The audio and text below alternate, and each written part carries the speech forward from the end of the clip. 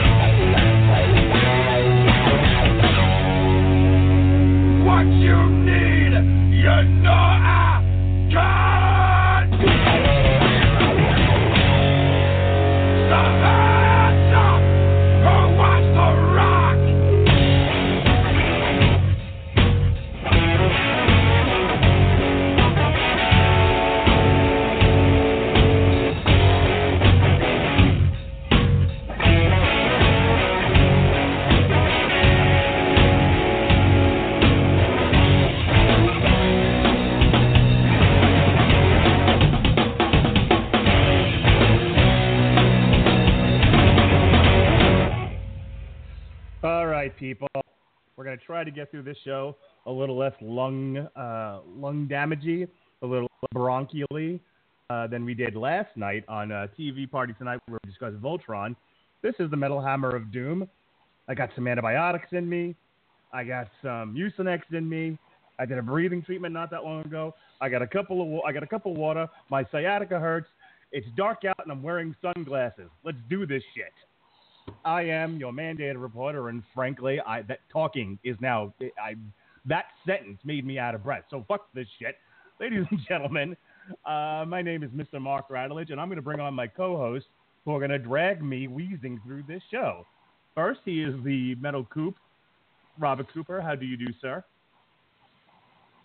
I was expecting a little longer of an introduction, but considering we're going to have to throw you up on a gurney and try and drag you throughout the land of Sparta here. I walked out of my bedroom 20 minutes ago. This is no lie. This just happened. I was watching Fuller House, preparing for next week's TV party with Pat Mullen. Sorry. It's fine. It makes me laugh.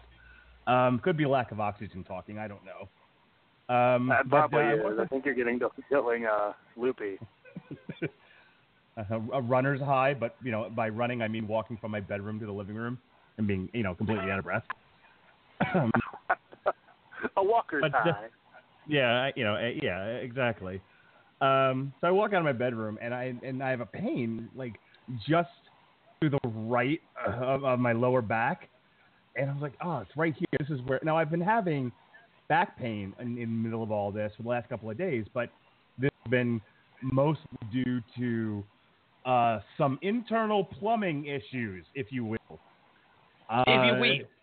will. I couldn't remain quiet. No, it's fine, Dusty. It's fine. So, a little bit of a plumbing issue, put a little bit of pressure on the spine, a little bit of pain in the ass, a little bit of no sleep happening. But I've got some sweet relief, and I just got off the bed. And I had a little pain in the back, and I was like, Melissa, right here, this is where the pain is. She goes, that's your sciatica. That's your sciatica, she said, gentlemen. I'm 40 years old, going to be 41 this year. A few years ago, I ran a half marathon and completed a Tough Mudder, and suddenly my sciatica is killing me. I said, what do you do for this? And she gave me some ideas. I said, how about lead therapy? Do you know what lead therapy is, Jesse Starcher? Never heard of it. It's where you put a bullet in your brain. Oh, shit. Oh, I was going to make that joke. They gotta pull an old Yeller on you. Yeah. Oh, damn. I gave her permission to date because clearly my days are numbered. She said I was being a smidge over dramatic. What do you think, Robert Cooper? I think you should put in your will that you're giving the entire podcasting network to Robert Winfrey. That's what I question. Then, well, yeah, because I was going to joke me, and then I'm like, who am I kidding? I can't even do a fucking podcast of my own, much less schedule everybody else's. But as long as somebody gets your digital music collection, probably me, just saying, I'll put it all on CD and make it look shiny. You can share my Spotify account with my family. All right, let's get serious here. Oh, that's great. I mean, I'm practically part of the family anyway. I'm the weird uncle. There you go. So wait till you see those fucking playlists, though. Just wait till you see those playlists. Hey, listen, man, don't make me talk over you. I have no lung capacity. I have the. Okay, we're gonna wear them out 15 minutes in. Spare brother a dime, would you please?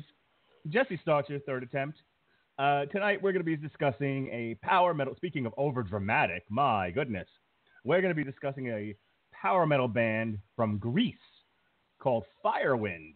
You ever heard of these guys, Jesse Starcher? What do you think of all this? Never have. This is the first time I've heard about Firewind. It was an interesting bit of research that I did today, learning about the band's genesis there. I think when, like, in the late 90s, going up through, and all the members that they had gone through up until recently. So this is some fun music. I'll give it that. I can't wait to talk about it. Now, Robert Cooper, this needs to be one of your favorite albums of the year. I feel like this sits right in your wheelhouse. Obviously it's not death metal, it's not black metal, but it is a concept album. Specifically, it's the Immortals is the 8th studio album by Firewind, and it is a concept album focused on the battles of Thermopylae, not to be confused with Persephone, and Salamis during... Wait a second. Oh no! Don't tell me we got like my 6th grade English teacher said a hyperbole. Hyperbole. And Salamis during the second Persian invasion of Greece in 400 BC. This is right in your wheelhouse, is it not? This should be one of your favorite albums of the year. Am I wrong? I mean, it's a pretty good contender. The more I listen to it, the more I love it.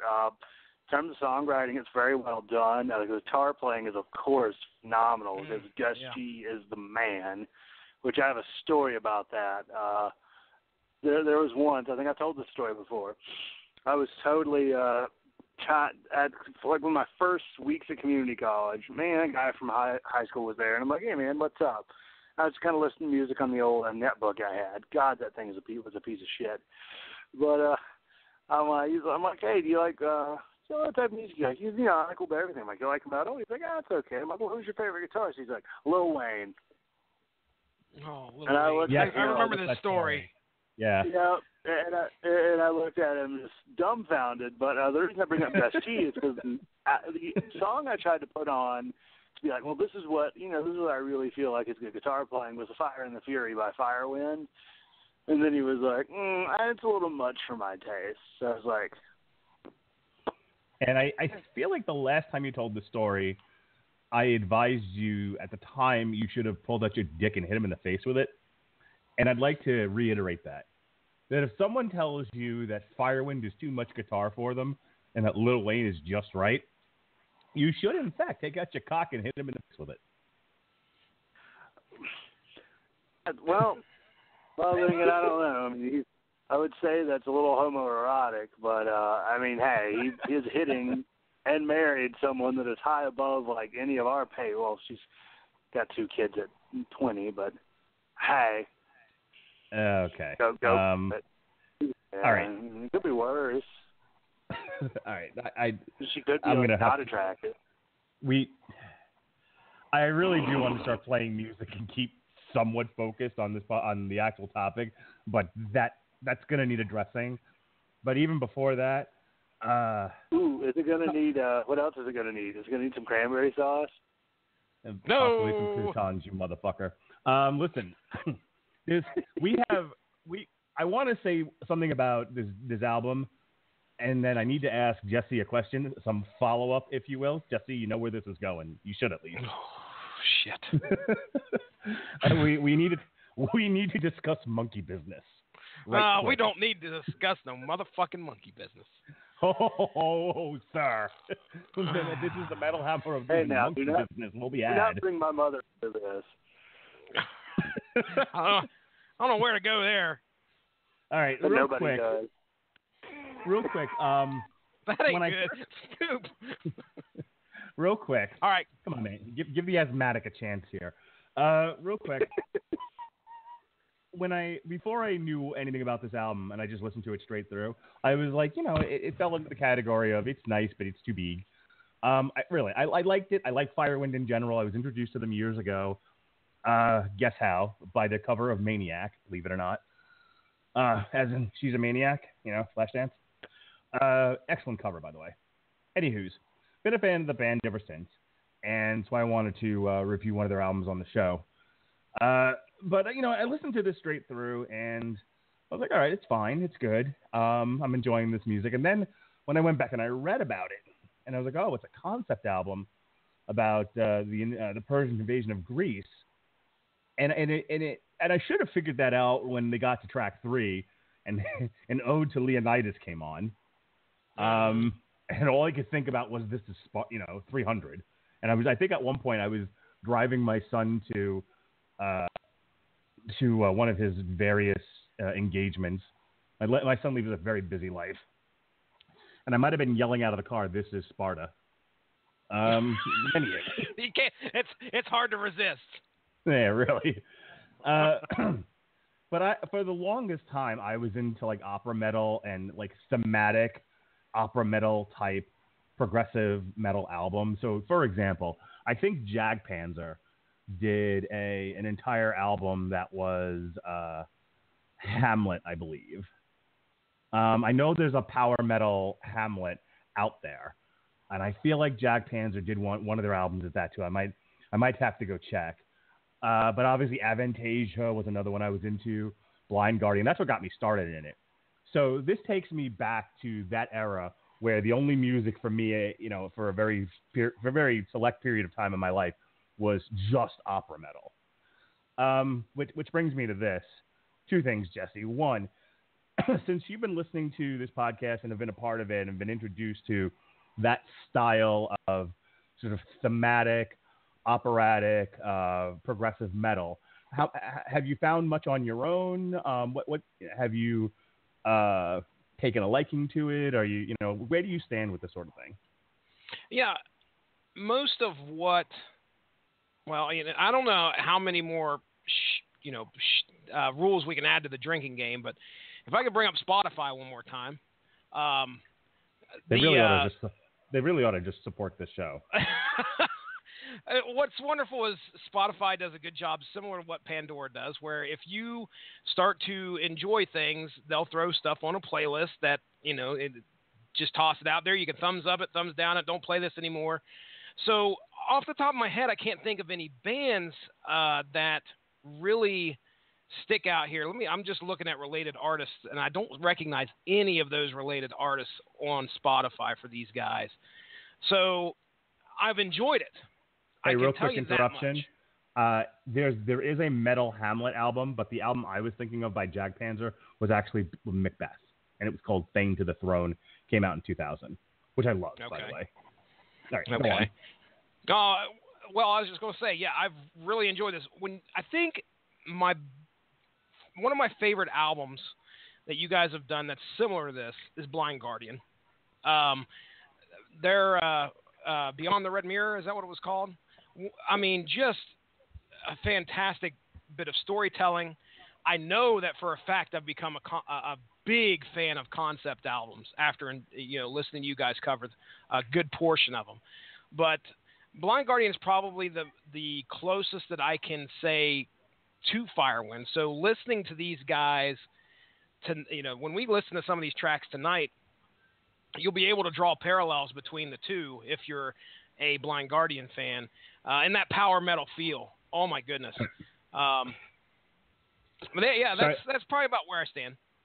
All right, I want to jump in and start playing some of this music, but I got to ask, what goes on with the monkey business, Jesse Stasha? Jeez. Coop, do you want to hear this story? Say no. Oh, well, I mean, you know what I'm going to say. All right. Handing him the keys there, bud. Okay, here we go. So, do you want just a quick update, or do you want me to tell the listeners the story? Because I probably have to. Can you find a happy medium that keeps it under 50 words? 50 words. Okay. Let's do it this way. Turns out that my daughter is starting to notice boys a little bit more. All right? Oh, no. Time to get the bat out. And Mark, that's coming, Robert. Just wait for it.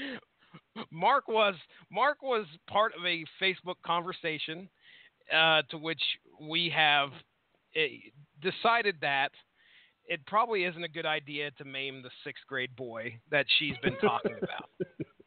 Okay, so, you know, that was the know conclusion. You TV famous. It was very almost okay. Look, I'm a dad. I can handle dad things. I thought going into being a dad, you know, when this day comes, I'll be able to handle it well. But then when my daughter, when I found out that she was interested in some kid nicknamed Monkey, are you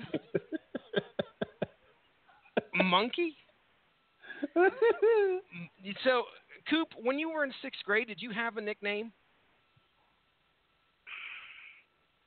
Your answer is no. All right. If you have to think that hard. Well, actually, I did because I farted in the middle of class like 5 times a day, and I wondered why I didn't get a girlfriend until I was 20. Well, that stuck with you for a while. Seriously, I would just be sitting in class, just be like, burn. So your nickname in school is Smarty Bark Bars? So your nickname is Smarty Bark Bars? In ISS for farting once. Dude. I locked eyes with the teacher while she was talking to me and just ripped it. Now, what are you, Chris Griffin from Family Guy? Jesus. Let me tell you, if I don't know if I would have been more upset if she would have said his nickname was Monkey or Fart Head or something like that. You know, I don't know if I would have been more upset, but anyway. Oh, that was a really bad joke that came across my head. So is he Monkey? Well, what ethnicity is he? Dude, seriously, even I thought better than to ask that question. My goodness. Well, hang on. Good grief, Coop. I haven't seen the kid yet, but let me just tell you, Mark Radulich, he was a gentleman and a scholar, and said, "Have you talked to your wife?" And I said, "Well, not exactly, since I just went up in 5 minutes before my break, went back down to work with that news in my head, and therefore I had to vent to somebody." So, anyway, long story short, you know, I'm going to try not to hurt the kid when I find him, find out who he is. We'll put it that way, and he will not be addressed in any way, shape, or form in my presence as Monkey. All right, wait a minute. Yeah, I have a question, sir. Have you got any insight? Have you got any intel about what about anything about this kid? I mean, you're so stuck on like Monkey. You know, I am. No, I haven't. And if you remember correctly, you said, you know, why don't you straight up just like ask your daughter? And the only reason I didn't was because she didn't tell me. She told her mom, and she told her mom not to say anything to me. So it's good that we're talking about this on a podcast then. she'll never find out. But the thing is that no one must know. I can't. You know, there's no way I could go to her without betraying that trust between her. So what we've got going on here is the wife is going to be spying, and I'm going to be spying myself, and we're going to have a little bit. Well, trust me, in about a week or so, I'll have the height, weight, the ethnicity of the kid, parents' names, phone number, all in this little Rolodex that I'm going to start of like kids that are not going to be going anywhere. All right, I feel like you've ignored everything that I feel like you've ignored every piece of advice I've given you. I haven't hurt the kid. The child. I haven't hurt the kid. There was more to it than don't maim the child. I believe I said that was the important issue. I believe I said try talking to your daughter, try getting some insight into what she's thinking. Try having an open and honest communicative relationship with your child. And you are focused on, okay, I promise not to break the little bastard's neck. So that's about as big as a stride as I'm going to make right now. One day outside of the information. I don't blame you. I've seen almost every guy my sister has been involved with is some skinny douchebag twat muffin that thinks he's the funniest thing on earth. Nickname? I kind of just want to like. Hang on. I have to say. Hang on. I got to speak my piece. Wait, slow down. I got to speak my piece. You people are the reason why I don't do therapy anymore, and I just assess criminals. This is the reason. Because we don't listen. Well, yeah, I mean, you cut out the middleman. No, nobody fucking listened. Here, I gave Jesse sage advice from his elder. I gave him fatherly advice. I took Jesse by the shoulder and I said, "Son, this is how I think you should handle the situation." And he put 2 bananas in his ears, yelled out "monkey," and then walked away from me. And so fuck it. Hands of Time, everybody. Hands of Time is the first track on Immortals. Let's go ahead and listen to it, because isn't that why we're all here, to listen to Firewind, Immortals? So here we go. Track 1. Well, I'm out of breath again. Hands of Time. Here we go.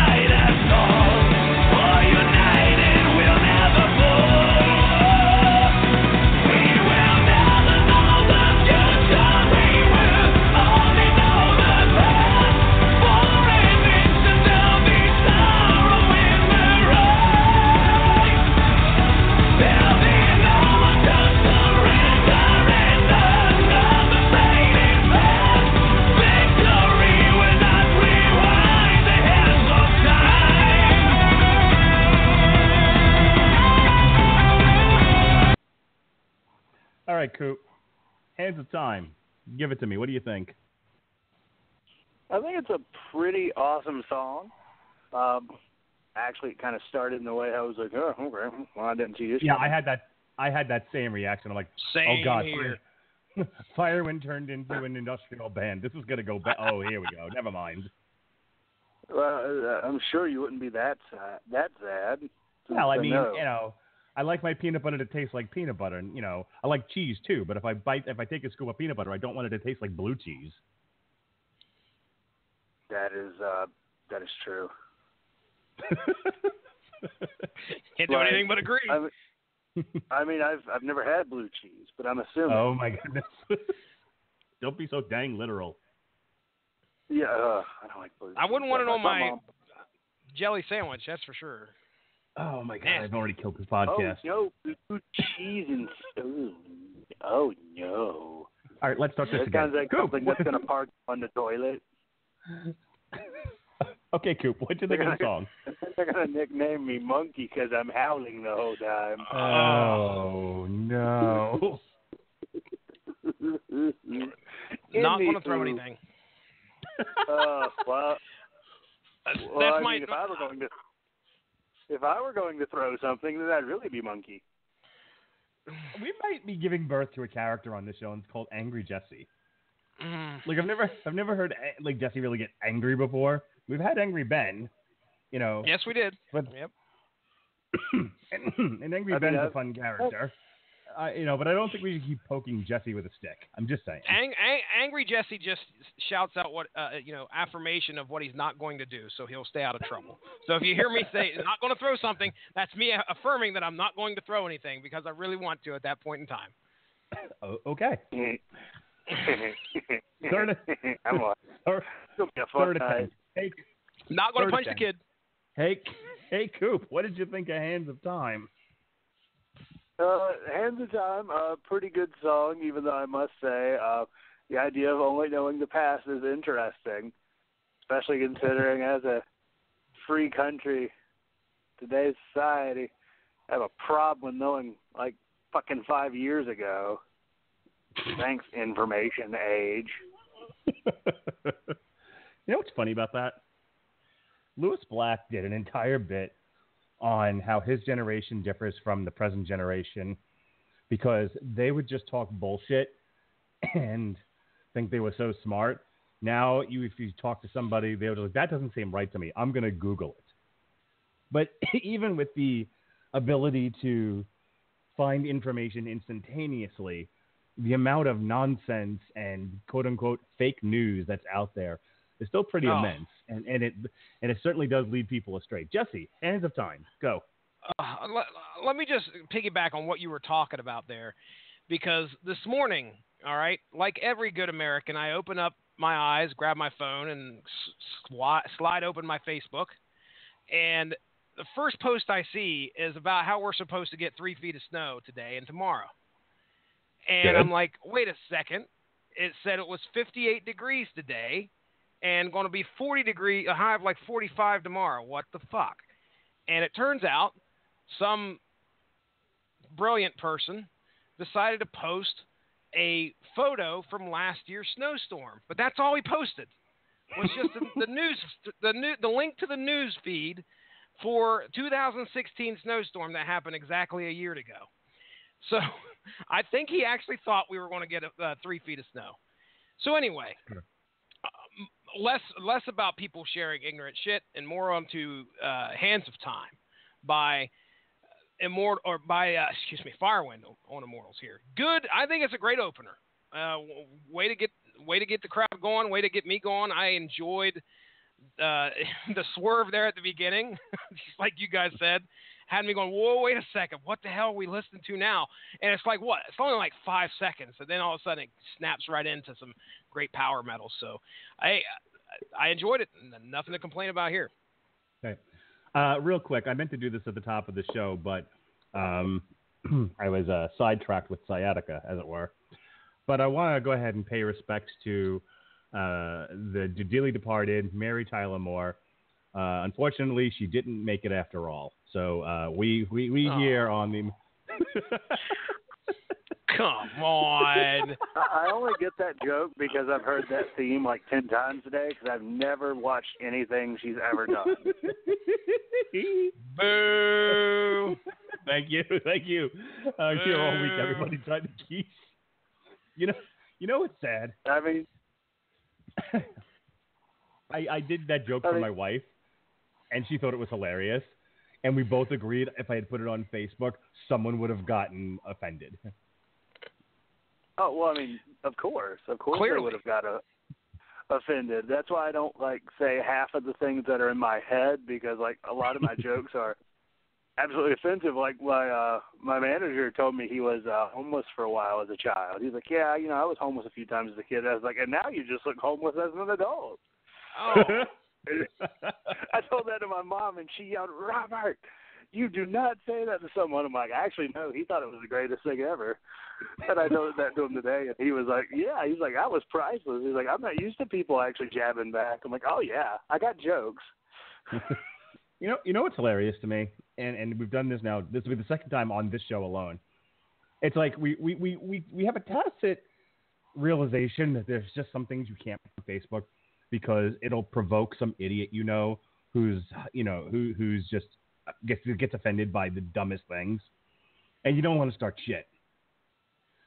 And then we come on a public podcast that's heavily promoted through Facebook and Twitter that anyone can listen to. From my bosses to coworkers to your bosses and coworkers, to family members, the very people who we think are too sensitive to find the humor in Mary Tyler Moore didn't make it after all. But I'm okay saying it on the podcast, as somehow that's different. It's certainly. I don't know how there's no veil of anonymity. Yeah. What's the next song? Anemone. Persephone. There's no veil of Persephone. Exactly. Yeah. All right. So speaking of Persephone, here's track 2. This is We Defy.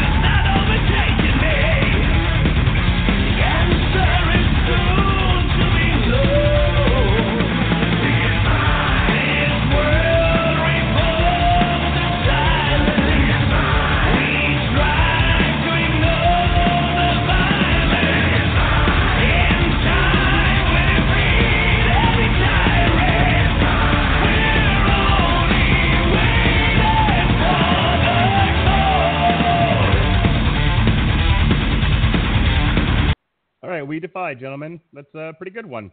Coop, I'm going to let you start off again. What'd you think? Vocally, this is a very impressive song. I really love the vocals in this band because really the only I've not had a ton of experience with the less instrumentally based songs by this band. Songwriting wise, silence, violence. And that you ever just like listen to something and then you're like, oh, I know what they're gonna rhyme this word with, and they do, and you're just like, damn it. Yep. Well, yeah, but I mean, overall, it was a pretty solid song. Damn, I lost that eBay bid by $1. What are you trying to win? I tried to win Ghost in the Shell standalone complex seasons 1 and 2, as well as 6 Bleach DVD box sets, and I lost it by $1. I would have got it for about $54, but I mean it's not bad. I've got way too much shit to watch anyway, so I'm like, I really just wanted the Ghost in the Shell sets. All right, they run about $4 retail, so. No, it's not bad. Not bad. Okay, as for We Defy, on my end of things, you can't get much more heart-pounding than a whole album pretty much about war and conflict. And that's kind of mainly what this particular song is definitely about. And it's another heavy one. Coop, you mentioned the vocals. I dig them myself. And they do something a little bit different here in this song compared to some of the rest of them, in my opinion, just by the way he's got some of the stuff in the background, the chants, or I don't want to say the chants, but the guys yelling back at him. I wish I could remember there was a term for that, but anyway, again, another good one. It's keeping the pace going pretty steady. All right, and here we come to the highlight of this album. I think we can all agree on that. What are you talking about, Moneypenny? So my friend used to do the funniest impression of Sean Connery as James Bond having anal sex with Moneypenny, and he would do both parts. he would do both voices. You know, he goes. I mean, you guys also want to hear the dialogue from his short play of Sean Connery, James Bond having anal sex with Moneypenny, or should I just play the next song? I mean, we might as well just do it now, because if we do it after, we won't talk about the song. Yeah. So he and my friend Pete, he would do these impressions that like they wouldn't be very high on dialogue a lot of times, but he would be just using a lot of hand motions and dramatic, facial expressions. And so it loses something in the translation, but he'd start doing a Sean Connery impression and like stroking his chin and giving you sort of like a coy come hither look. He was like, "Oh, Moneypenny, yeah," and then he would immediately like turn and face the other way and have this cowering, shocking face going on as Moneypenny goes, "No, James, not down there. I'm not clean." And back and go, "Yes, Moneypenny, I know." What? Oh my gosh! That was like the highlight of the whole impression. But this could go on for 5-10 minutes. Of him ripping this scenario. Well, you know what's even worse? I have a very similar one of one of our local car salesman guys. He's like, "Crazy Kevin Powell." Just like that is like the fucking beginning of every commercial. And like that's how he talks the entire time. I'm like, imagine him like with a prostitute. She's like, "Say my name, bitch." He's like, "Kevin Powell." He smacks her harder. "Say it." And she's like, "Crazy Kevin Powell." All right. Yeah. By the way, my Sean Connery impersonation is how I got banned, because I can't do Sean Connery worth of shit. Really? We haven't heard much from Bane lately. Every time you bring that up, the movie has not been played in my household for a very long time.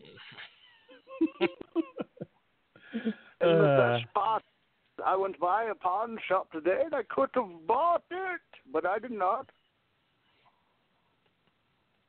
Yeah, I really could have. They had all three of them for like $2 a piece, and I'm like, should I buy the movie? And then I looked at my wallet and went, no.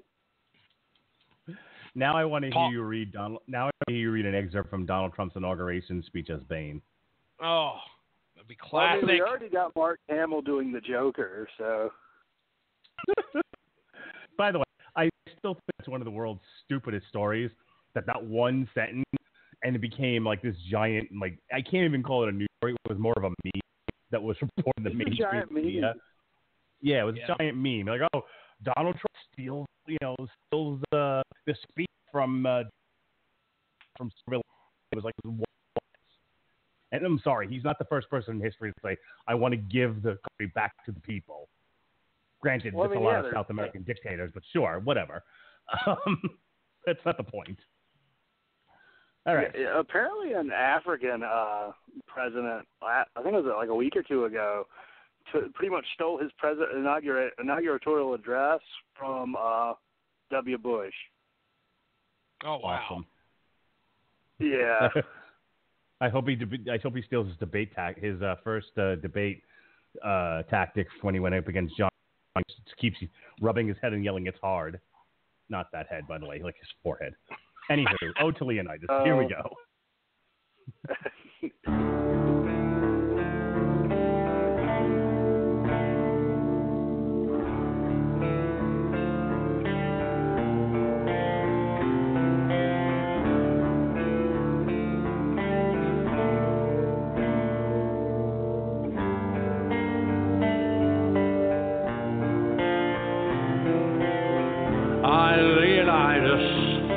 Son of the Lion, keeper of the gates of fire.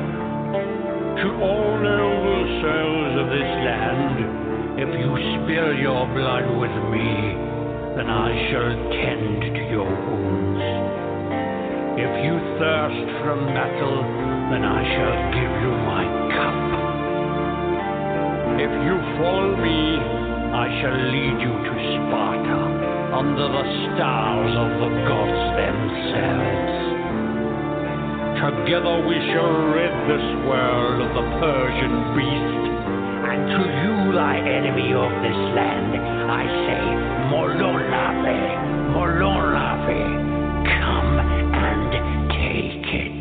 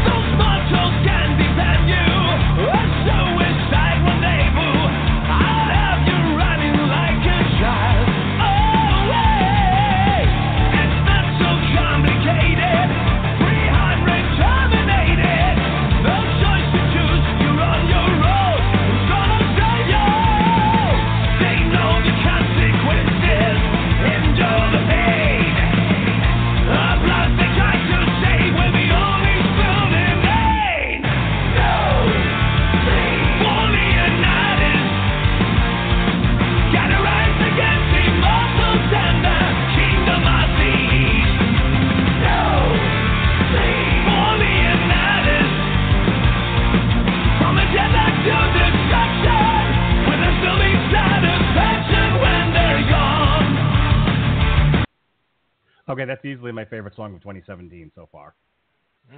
It's a good one. That needs to be good. worked in. That needs to be worked into like a football movie. You know, like a coach just needs to deliver that whole opening monologue. Right Well, before the You game. know, it would work on ESPN instead of what they gave me last year, which just kept making me progressively more angry the more I think about it, actually. Or was Whatever it? do you Yeah, mean? it was the fucking playoffs. And what did they fucking pick? Roar by Katy fucking Perry. Oh, yes. Like No. nothing gets me more fucking hyped than ding, ding, ding, ding, ding, ding, ding. And it wasn't Lars this time. Listen, I'm not going to diss on Katy Perry. I like for the kind of artist that she is, very well endowed. and she has nice boobies. That is true. But I'm saying for the She kind of seems like a music nice that person. for the kind of music that she puts out there, she's a fine pop artist. But when I think football, I don't think Katy Perry. I'm not entirely sure who came up with that idea. Well, because they got the eye of the tiger, and you're going to hear me roar. Oh, God. At least she's not Taylor Swift, or it seems like Taylor Swift's just a total bitch. Hey. Jesse and I determined, and I just listened to it actually today, we determined that Taylor Swift is royalty. And if the president had to fuck a pig to save her life, we think this country would be behind him for it. Right, Jesse? I mean, to be fair, when you say it's that fuck a time of the show pig, again where we lose Jesse. Good stuff. I mean, when you say fuck a pig, I mean, I talked about earlier on dating sites where I see somebody and yell, "Oh no!" Not that kind of like a pig, sir. I mean, I would play. I don't know. I'd be like a dog and bury something, you know. But, I mean, we already know our president. We already know our president can he can bury things. Okay, Usually his so hands I was in making places where it should- I was making a reference to who's it? What's He's the nuts. Black Mirror? No, Black Mirror. where the first episode, the president is manipulated into not the president, the prime minister is manipulated into having sex with a pig, a farm animal pig. See, that was the reference. References. I see. Yes, sir. Yeah, I've still never seen Black Mirror. No, In you're fact, missing I out. didn't even finish Voltron last night. I was like, well, I need to catch up on 205 Live, and fucking zonked out in 25 minutes, even though I really, really, really, really wanted to get some spaghetti. So, Ode to Leonidas. How good is that song, huh? Like, on a scale of 1 to the thought of Donald Trump fucking a pig to save Taylor Swift, I'd give it an 11.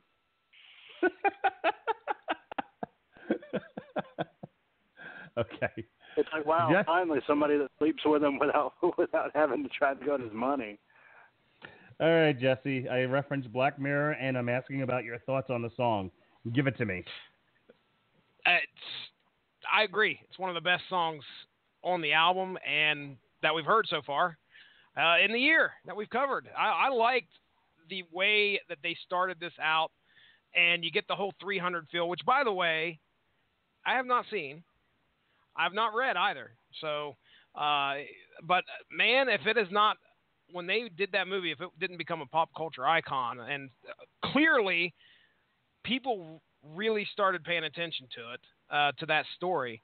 But of course, we got some Greeks doing this album, so you can't really, I can't really say it's like they're trying to hop upon a trend or something like that. It's kind of part of their history. But All right. Go ahead. Hang on. Well, we have breaking news. Uh-oh. Oh, it's a living, huh? You know. Yeah, that guy. Yeah. Hang on one.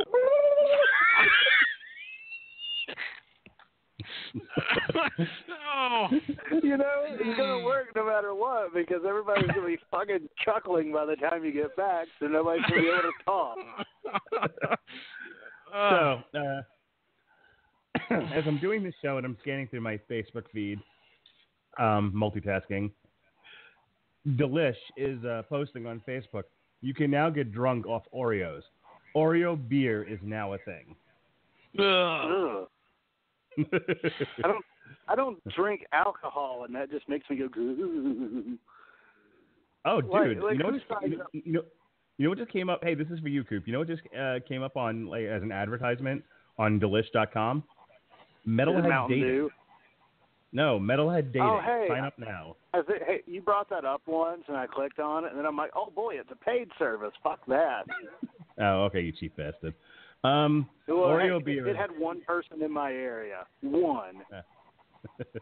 If your favorite snack as a kid was a plate of Oreos and a big glass of milk, you'll be happy to hear that the grown-up version is finally here. Oreo beer. Beer. Money. Well, that come on my sound strange. The Vale Brewing Company decided to throw caution to the wind and condition their 7% Hornswoggle chocolate milk stout with hundreds of pounds of Oreo cookies, according to their Instagram. America. That sounds disgusting, man. Or are you a beer drinker? No. I don't. I mean, no. I can't. I'm not like a, what do they call them? A beer. Shit. Money? Can't remember the name of them. No, not that. Beer shit? Well, yeah. I have had those once. Beer snob. That's the word I'm looking for. But, I don't know a whole lot about. I've heard plenty of people talk about funny taste of beers, pumpkin this and weird stuff. Oreo, give me a break. No fucking way. I try it. I like a nice chocolate milk stout to begin with. What do you drink there? I like really nice, thick stout. Oh yeah, I love Guinness. I love chocolate stout beers. I mean, like I don't drink a huge amount of beer these days, because I'm trying to not be a fat ass or a drunk. But two go hand in hand. They do. But when on the occasion that when Melissa and I saw Clutch last year at Janus Landing, for all you people in the Tampa Bay area, I actually, I drank Guinness that night. I had a Guinness. My wife was shocked. She was like, "Oh my God, you're drinking a beer," and I'm like, "Yeah, I'm really letting my hair down." All right, here we go. Anything else on Ode to Leonidas? Either one of you? No. What I really love that this song does is it sets us up with the speech that sets a nice little table. But what they do is they give us, instead of doing what some bands do, which will like one album, Nightfall in Middle Earth by Blind Guardian, is they kind of break up the speeches and the vocal parts away from one another. So you get the speech, that's like track 2, track 3 is a song. They do all this in one song. And the song really delivers. It has the chorus is such an earworm. Yeah, it really is. It is. It just burrows its way into your brain like a fucking South American parasite. Yeah, someday when I don't have COPD, and I get back into running, that's gonna go on the workout mix. All right, this is track 4. This is Back on the Throne.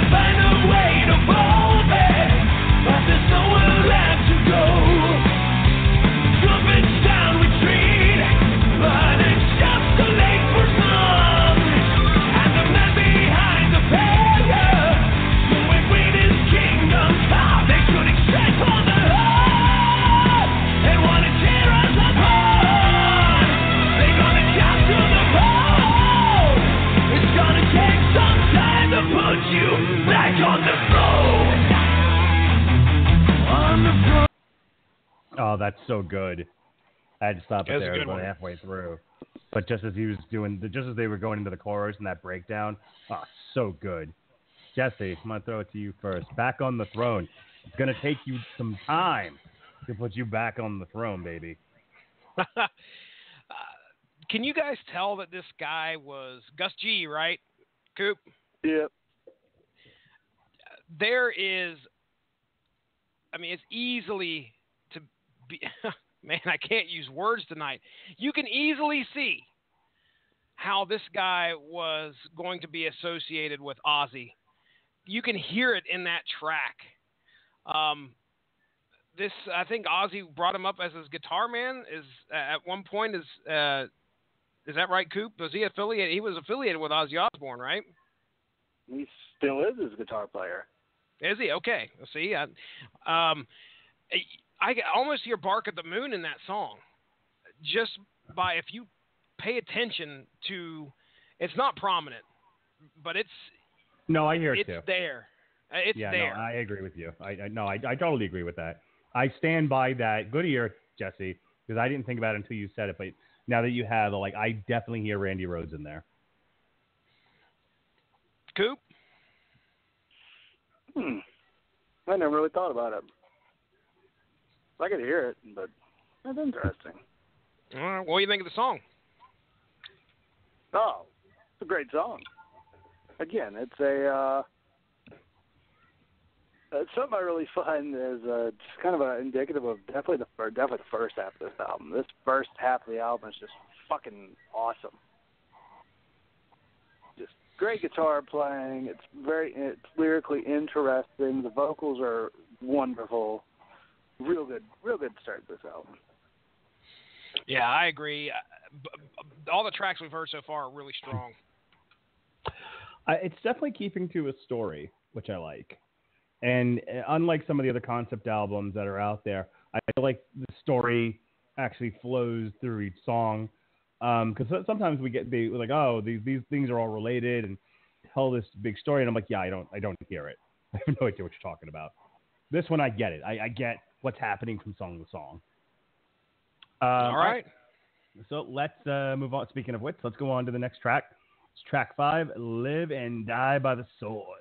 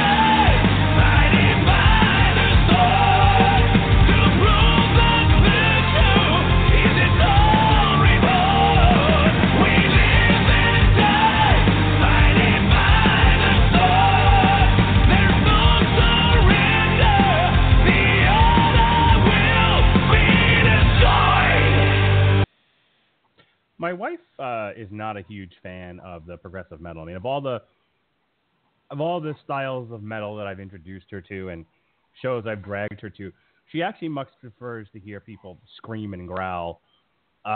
She has a real hard time with the high pitched singing, and I find that amusing because that's the thing that attracts me most to progressive metal. You know, as much as I like a nice shredding guitar and all that, you know, and a gallop and, you know, high tempo, it's always the powerful vocals that have really attracted me to this style of music.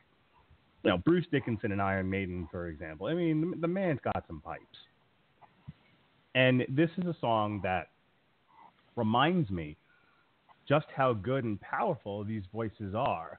And they stand apart from, I think, the rest of the music. Like, I could just hear that guy sing with no metal in the background and be just as entertained. I don't know how you guys, you know, think about it, but that, you know, that's what I keep coming back to. I feel like of all the songs on this album, that's one of the most vocally powerful songs on Immortals. You know, Jesse, you started the in there, so go ahead. Yeah, you can tell. I'm looking for the name of this lead singer. Coop, do you know off the top of your head? No, but I'm like 2 clicks away. No problem. You take a look at it. But what I was just going to say is that he's definitely got some chops. I mean, the guy can freaking belt out a tune. And I, for one, enjoy that in my metal. Some of the more prolific singers like shoot, you know, going to a different spectrum, the female end of things, you know, like Tarja or Epica. That is probably a more extreme end, and the female end of things as well. But, you know, I think there is a place for that type of singing in this music. And I think Epica, we never did get a chance to talk about it, Mark, because you shared it, but there's one thing we failed to bring up on our year-end special. But you remember for that chart of, I think it was, oh man, I can't remember the name of the site. I don't know if it was Metal Injection's like top albums of the year. I think Epica was up there. Like, I'm talking like number 1 or something like that. So it's probably Metal Injection. Was it Metal Injection? So, you know, it seems to be a lot. It wasn't top power albums. This was top metal. Or maybe it was Baby Metal that was up there. I know that was up there as well. However, just again, it's showing you that that type of singing has a place in metal, and more people are starting to enjoy it.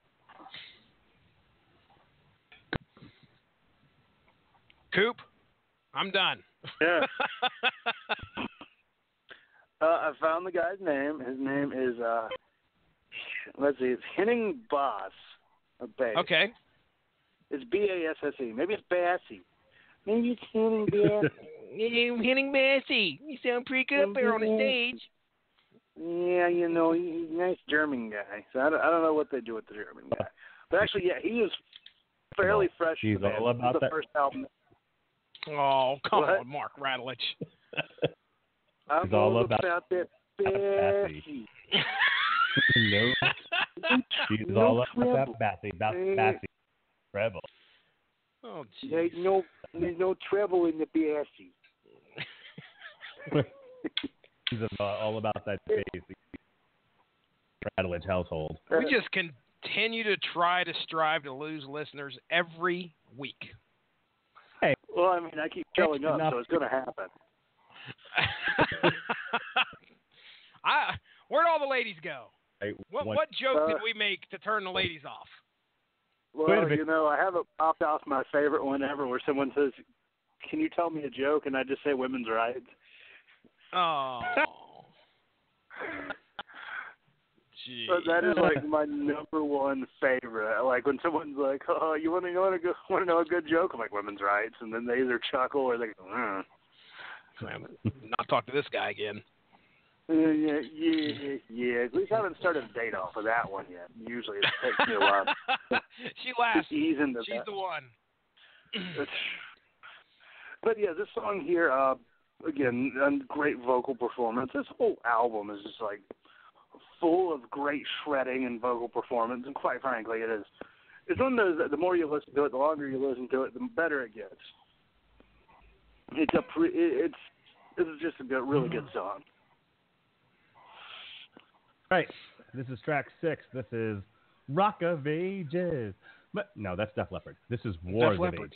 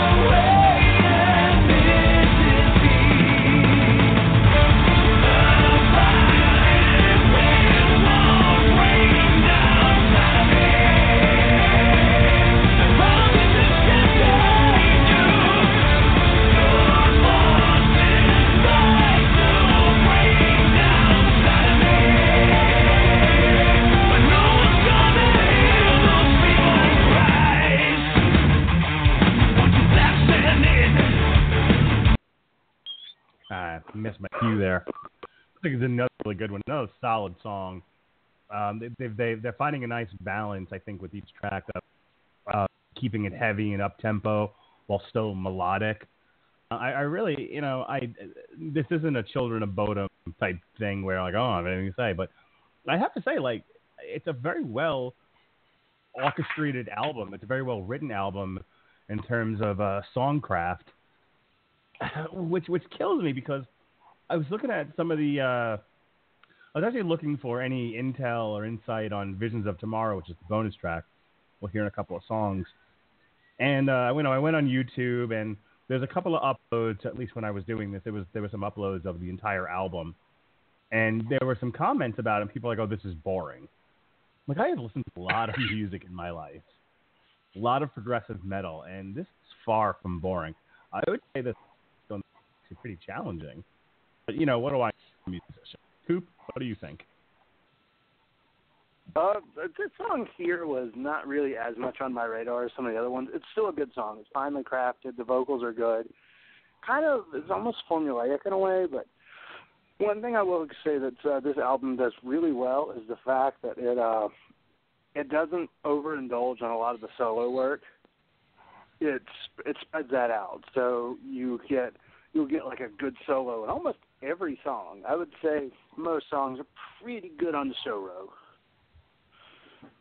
but this song in particular does a very good job as well. What was you going to say, Mark? No, I just quick. I wanted to mention this before. Quick aside. I looked at our numbers today. Apparently, in the last 30 days, there has been like a 700% uptick in listens for a review of Dystopia from a year ago. Okay. Wow.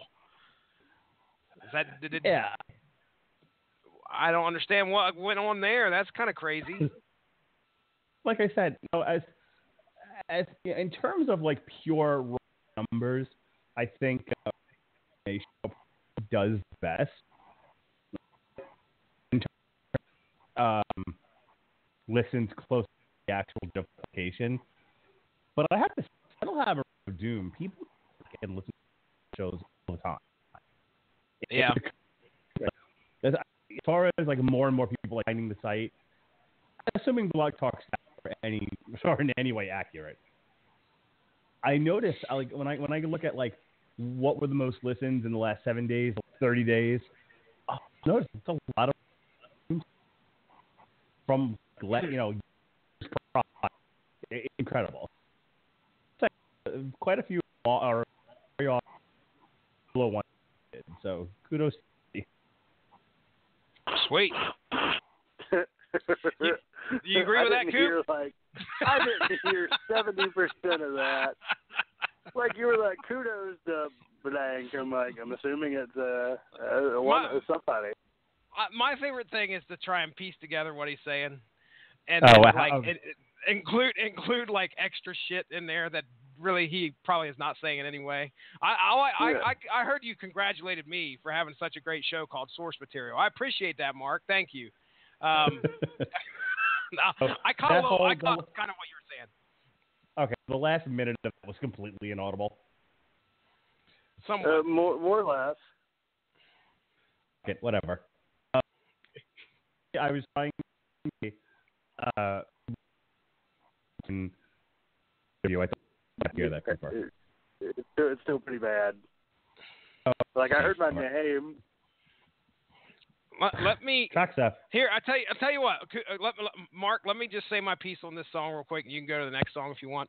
I want to talk about, because I caught the part where you talked about how some people said this album was boring, and I kind of almost feel like I can identify with that. There are strong songs on this album, but when we get to our final thoughts, one of the things that I'm going to say is that this album didn't completely blow me away. And I don't know if that is because I'm now becoming so accustomed to power metal that, okay, well, this isn't standing out amongst some of the other stuff that I've heard earlier. But then again, maybe it's because some of the earlier bands that I've heard, it was so new to me and felt so fresh that this stuff isn't feeling as, it doesn't have that new car smell to it. But again, I haven't heard much of what came before Firewind, or excuse me, this album, Immortals. I haven't heard much of what they've done before, so I don't know if this is something that's stuck out in their catalog or not. Coop, what do you think of this album so far compared to any of the other ones? Do you have an opinion? Compared to what, other power metal albums? No, compared to other Firewind albums. I really don't have a basis. This is the first Firewind album I've listened all the way through. I've always been impressed by Gus G's guitar work, but most of their stuff kind of just flew under my radar. Okay, all right. So, I'm in the same boat. I don't know much of what's come before to really base and say, hey, this album is great. However, again, there are strong tracks on here. I really do identify with Mark saying, this is a good album, and it's kind of hard to say anything bad, but I'm not going to sit here and say that it's something that's just like, holy shit, did you just hear track 7? Did you just hear this track? Ode to Leonidas is probably one of the strongest tracks off of here, but as we go through, I did like Back on the Throne as well. And I'm jumping ahead of myself. Mark Radulich, if you'd like to continue with the next song, if you want to try and say something, go for it. Give me track 7.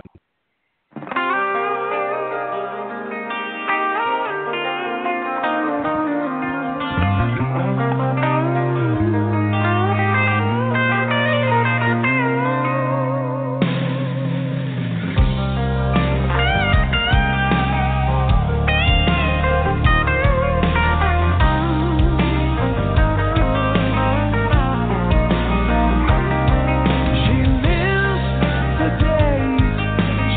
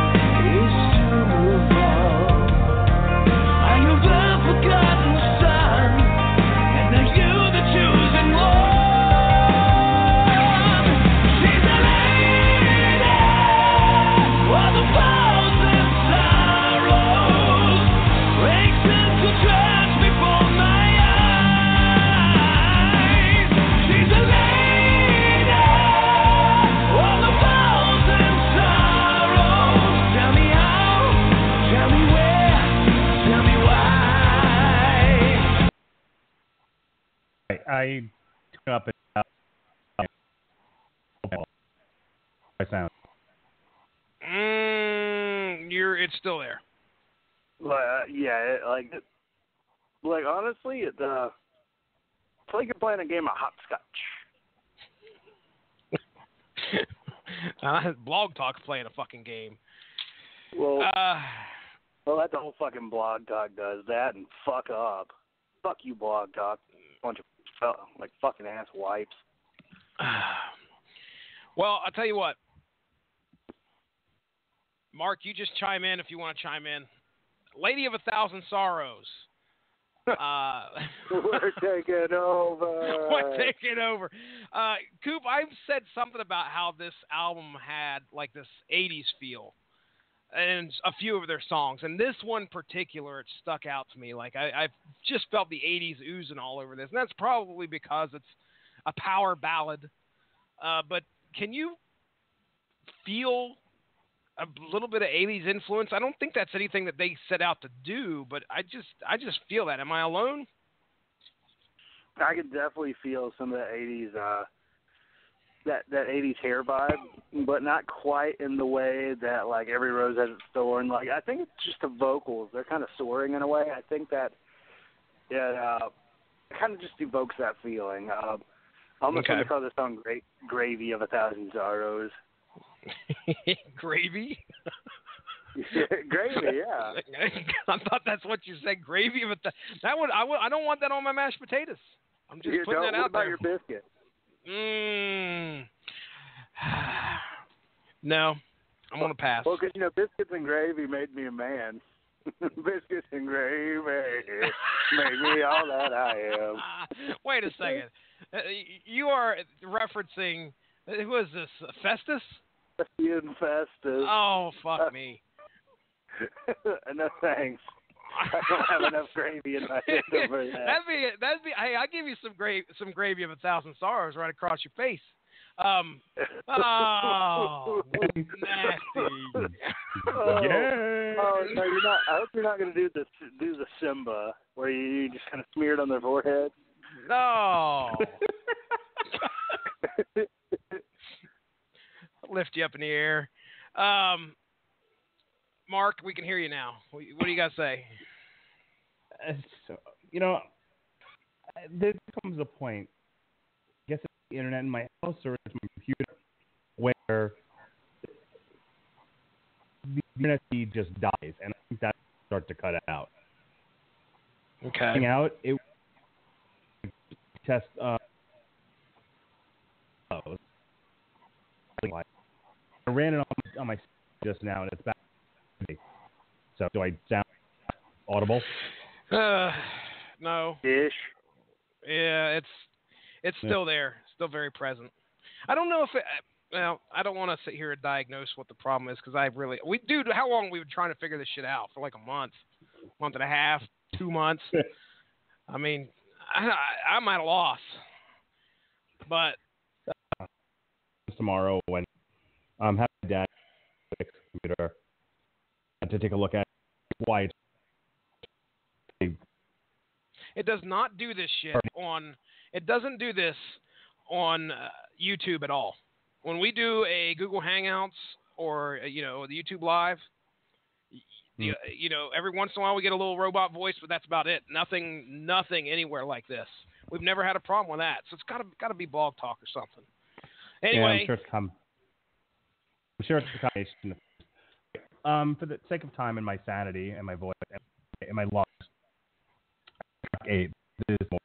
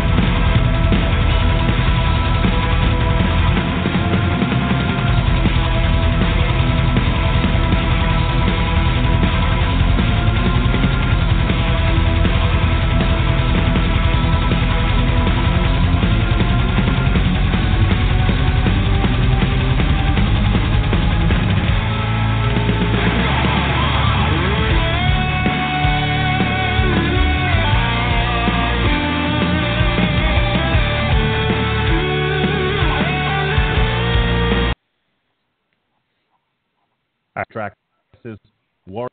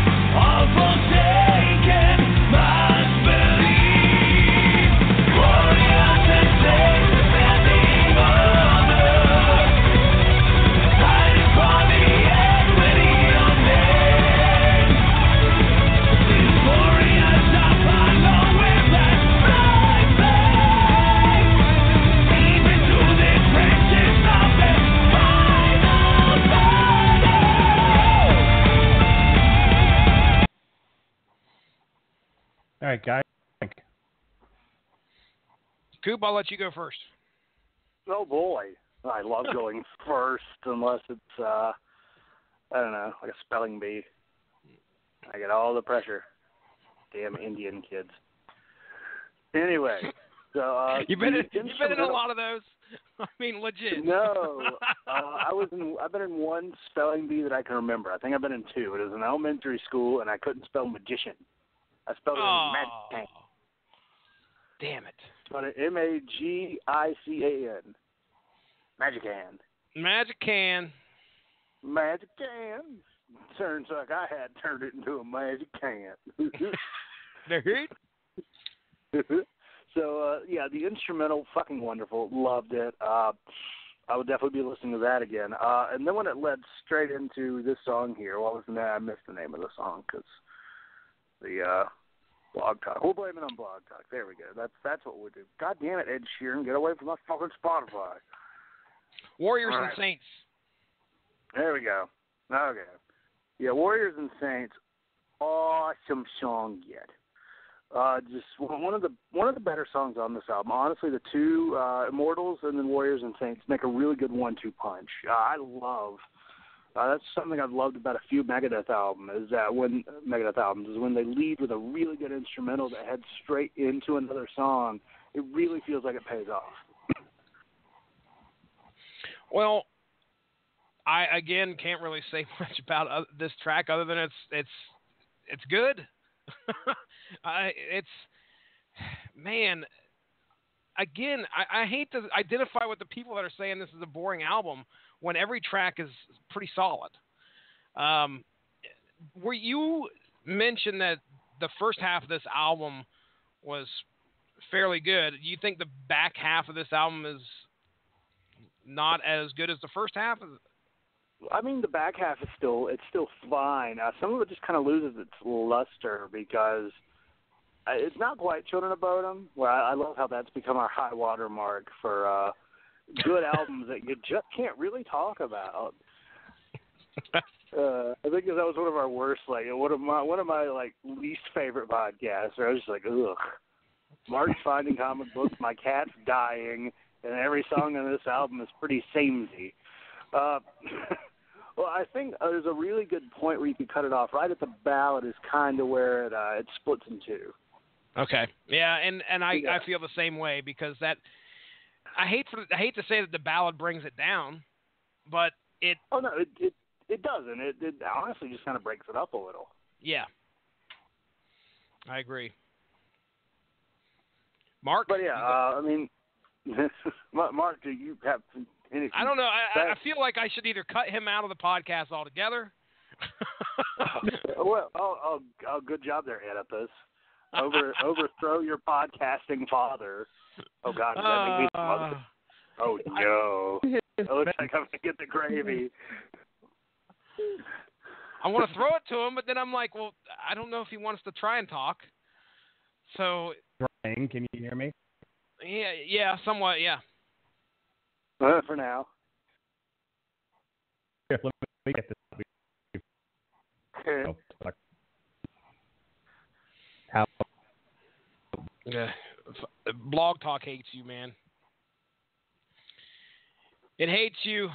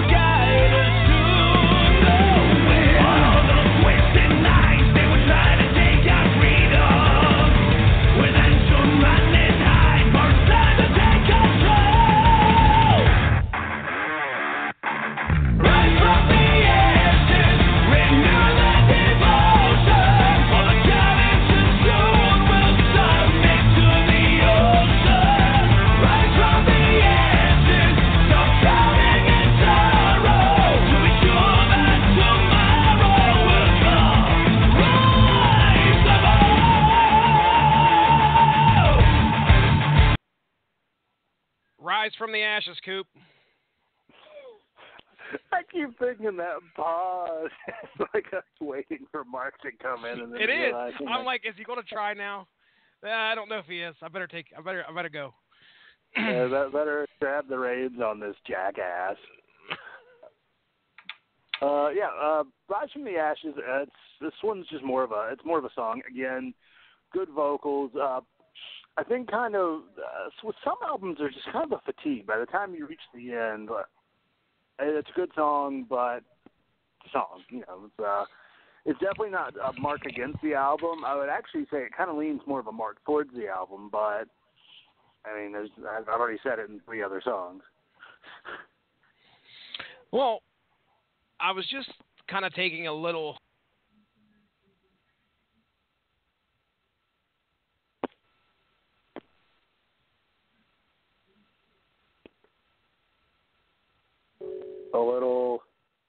Oh no. Good stuff. All right, Don't last tell track. me I'm the only one here. Is there anybody out there? All right, last track. There? Last track. This is actually one of my favorites on the album. This is Vision of Tomorrow.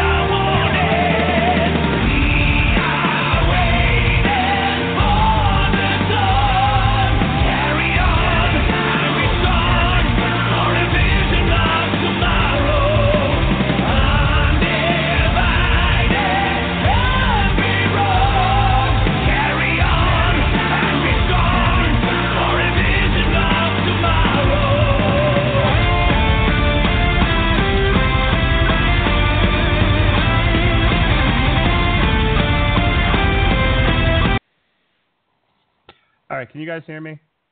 Yeah. Right now. Oh, boy, everybody's back. Can you hear me? You know So what I wanna, fucking pisses me off is, and no, wait a second, let me vent, is me talking for 5 minutes and then you guys not hearing a damn word I say. That makes me mad. Fuck you, Blog Talk. All right, go ahead. So I'm actually, while I was playing songs and being quiet, I jumped on the support desk and said, hey, look, for the last 30 to 40 minutes, I've been completely inaudible. What the hell? So so we exchanged some information, and this is what you just told me to do.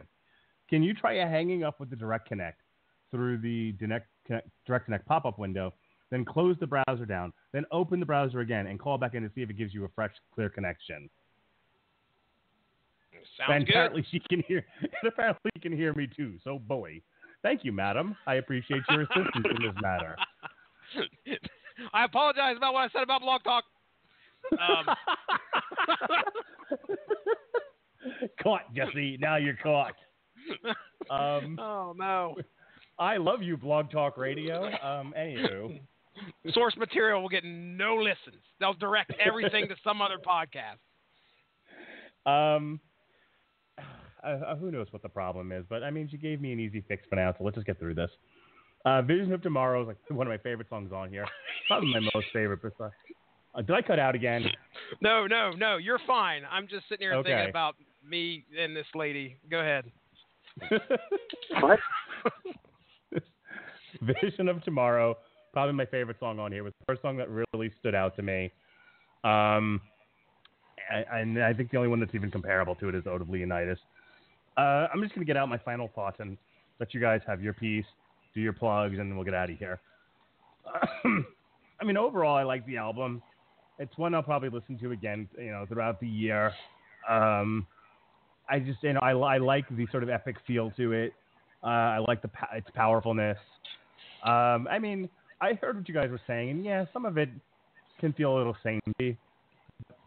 Overall, I've heard worse. So I'm going to go ahead and give this A-. And go ahead, Sasha. Okay. I debated on how to rate this one. I think I'm going to stick with my old go-to, which is thumbs up, thumbs down, because I know our gimmick is to keep the ratings different. But I did honestly think about if I were to give it a letter scale grade, what I would give it. I think it's well deserving of a B to a B plus in my opinion. It's clearly a thumbs up in my estimation, because there's not anything on here for you to go, oh, come on. No, all of it's solid. All of it's listenable. It's not unlistenable, but I was almost going to have you play it, but hey, don't worry about it. There is, I think it's a good album, and I think I'm going to listen to it a little bit more as the year goes through. I gave this probably about, I don't know, the whole album probably about 2 or 3 listens. That's kind of low on the scale of what I usually try to do to be prepared for this podcast. But regardless, I listened to the whole thing. So thumbs up for me. I think it's from some of the reviews that I read, it's one of the more better Firewind albums out there. So take that for what it's worth. Coop? If I were to give this rating on a scale of 1 to, I don't know, an old man's ham sandwich, turkey gobbler. I was going to say an old man's turkey gobbler, but gravy. How about 1 to 1,000 gravy sorrows? Oh no, that sounds like the name of a really unfortunate bukkake film. No, nasty. No, not. Oh, and then there's 1,000 listeners. We get 1,000. There's 10 listeners that are currently Googling bukkake. Don't do it. It's with a K. I mean, that's got 3 Ks in it actually. I mean, if you're into that thing, hey, sail away. Anywho, rating scale-wise, I'd totally give this album solid, about an 8.5 out of 10. Well, actually, I hate giving half scores, because that means technically I can give 3/4 scores on a 5-point scale, and that's bullshit. So, sure. Fuck it, 8 out of 10. Like, God, I fucking hate when people are like, that wrestling match is 4 3/4 stars. I'm like, fuck you, pretentious fuck. Anywho, yeah, 8 out of 10. Really good album. Overall, like the score might go up the more I listen to it, to be honest. I've listened to it about 3 times, which on the Coop scale is a ton. Because usually it gets 1.5 spins before I go on. One of us is real. One of these podcasting hosts is not like the other. One of these two prepares just like shit. Yeah, but anywho, this album has a lot of really good guitar playing solos are well done. They're well spaced. They don't tend to overdo it. I don't get like the Dragon Force feel that I got from early Dragon Force, where I was just like, yes, we get it. You could play a guitar, for fuck's sake. Seriously, but yeah, the vocals on this album are very well done. It's a great debut for this new singer. I just feel like overall some of it kind of blends together, but I do like that they have a concept, they have a mission, they have a goal. And it is attached to Greek history, which I'm not mistaken. This is a Greek band. So, hey, yes, that's awesome. It's awesome. I was one of the things I learned today was that when he started out, he had a mixture of people that were in the band, and then one of the things that he, I think this is Gus G. we're talking about here, who formed the band. One of the drives that he decided to do was like, I want all Greek members of the band so we can flow a little bit better and have more of the culture in the band. So a lot of people left that weren't Greek, and now I believe the whole thing is completely from Greece. There you go. Sounds very greasy. Oh, man. Like biscuits and gravy. Biscuits and gravy! For the love of Christ, plug. The never-ending show. Biscuits and gravy, make me all that I am. Oh, okay. Do you want me to go first? I'll go first. So last night I was involved in the podcast with Mr. Mark Radulich and Robert Winfrey. It was season 2 of the Voltron Legendary Defender. It was a pretty fun little podcast. Good thing Robert Winfrey called in and saved my ass because I was at work late. But yeah, you can check that out here on Blog Talk Radio. There's also this podcast, The Monkey Hammer of Doom. I had to slide that in there. I had to slide that in there. We talk a lot about Greece. It's the word.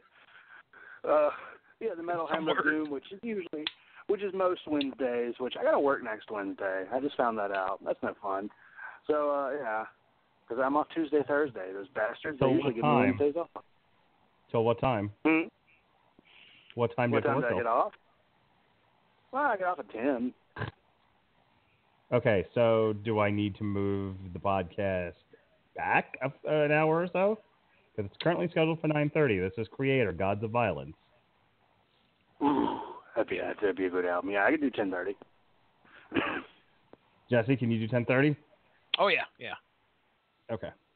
And 10:30 it is. Yeah, that's good. Hey, don't be late, fuckface. I'll try not to be. But yeah, Creator, Gods of Violence, that's next week. Also, the Sentai Writer Podcast, your home for all things Tokusatsu. We haven't recorded an episode in 2 1/4 years, and we'll see if we can get something done before the end of year 3. Find us on Facebook at facebook.com/Sentai Writer Podcast. It is SENTAIRIDER podcast. Finally, WTMnet.com. My buddy Sean Garmer, his website. They are supposed to host your podcast sooner or later, but he keeps forgetting. So one day they will. I'll have a review of a game called The Flame and Flood sometime next week. I'm actually playing it before this game started. It's a fun little Oregon Trail-like game. It's interesting. It makes me think about how well would I survive in a flood-ravaged land. Probably not very well. I'm not very handy. Yeah, I'm much more book smart than nature smarter. Yeah. So look out for that. And also for my buddy, Sean Garmer, look for his Wrestling to the Max podcast. It's 4 hours of all your favorite wrestling talk. That's it for me. Ooh, am I next? Yep. I'm next. All right. Yep. So, ladies and gentlemen, let me first off, Yep. Can you hear me? Yep. Please tell me. Okay. All right. I want to go ahead and thank everybody out there that's made it through tonight's podcast. Congratulations. I think you should get a medal. I'm not going to give you one. But, folks, my name is Jesse Starcher, and I do a podcast on the Radulich and Broadcasting Network. It is called Source Material. We talk about comic books, some of the fun story arcs and some of the not-so-good ones that are out there in the comic book genre. Recently, just dropped the first installment of 2017's What You're Reading special with Josh Calandros, who had about approximately 20 books that he wanted to talk about. So we went through them. We went through a good bit. He talked about Spider-Man, Dead No More. He talked about Archie, Jughead. I mean, we're all over the spectrum of stuff. So if you have the opportunity and you want to catch up on some recent comic book storylines, check out that podcast. Please do so. It usually airs on Monday. The second installment's actually going to be airing Friday, where I have these three goofballs come onto my show. One's named Mark Radulich, the other one named Ronnie Adams, and Cliff Barnes from the Kapow podcast shows up, and we talk some more comic books. We talked Moon Knight. We talked Archie. I think Ronnie brought up Archie again. He-Man versus Thundercats. Yeah, that's right. It happened. We talk a little bit about that as well. So check that out. And then the third installment with Cole Marantet should be dropping this coming Monday. So watch for that as well. And we should be done with that. And then on to the next project, which should be our coverage of images. We're doing an Image First special. We're talking about the #1 issue of Stormwatch. So watch for that, hopefully to drop there. I think it's the first week of February. Go give the Radulich and Broadcasting Network Facebook page a like to stay up on top of all the great podcasts that are out there that we have to offer on this tremendous network. And that's all. All right, everybody. If you made it through this, as Jesse said, if you made it this far, I applaud you. Again, sorry about the sound issues. Still work in progress. One of the things that the gal over at Blog Talk Radio said to me was like, sometimes bandwidth, there's a lot of bandwidth being used up, and that can affect your sound. If somebody else has got a bad connection, it can make everyone sound like they have a shit connection. So it's a lot of things out of my control. But, we'll see. Sometimes we have really good shows where this sort of thing doesn't happen, and then there's other times, we have a situation like tonight where for a good 30, 40 minutes I'm inaudible. What can one say? It's a work in progress. So with that said, be well, be safe, and behave.